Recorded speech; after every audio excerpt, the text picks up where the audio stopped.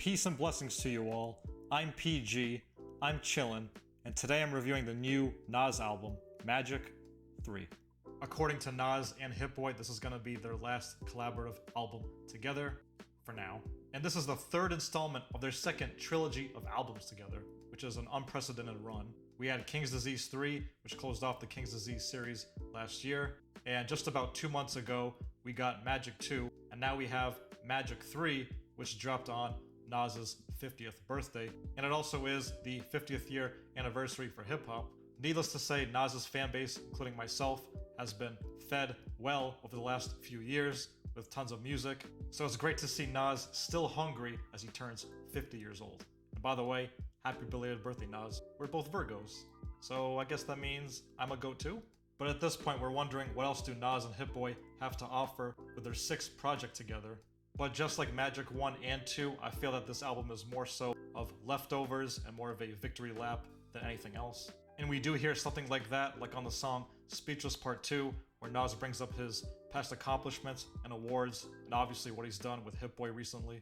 And we also hear him boast more on songs like Superhero Status and on Never Die. There's a line on there where he says, "I'm the new NY and the old NY at the same time," which is a nice little summary of saying that he is this classic Nas that you know, as well as this modernization of his style and music that he's been doing with Hit-Boy. And of course we get some vintage Nas with storytelling on the songs Based on True Events and Based on True Events Part 2, as well as trying to get reflective like on a song Sitting With My Thoughts.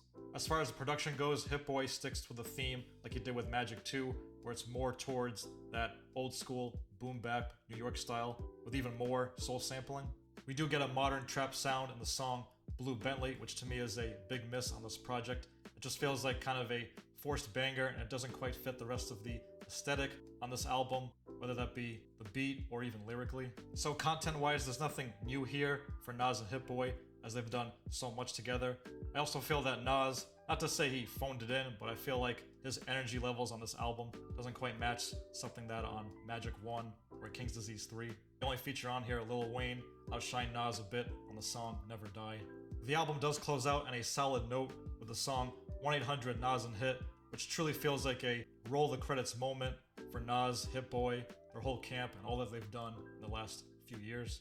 Given the time span of releases between Magic 2 a couple months ago and here Magic 3, it does feel like it was a bit thrown together, for this nice moment for Nas's 50th birthday.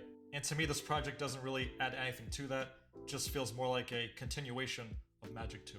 So my final thoughts on this is that there is some quality within the album, but I just don't find it to be as much replay value as their past projects. So like I said before, because Nas and Hit-Boy have given us so much, especially with the King's Disease series and Magic 1, just great album after great album, these albums, at least these last two, just feel like more of leftovers and more of them kind of feeding their soul and just wanting to make music together, rather than trying to stick a landing with a whole thematic album experience.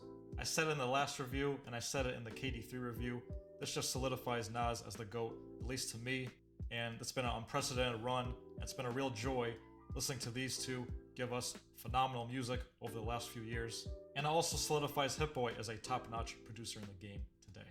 My favorite songs are Fever, I Love This Feeling, Based on True Events 1, and Speechless Part 2. So these are my thoughts.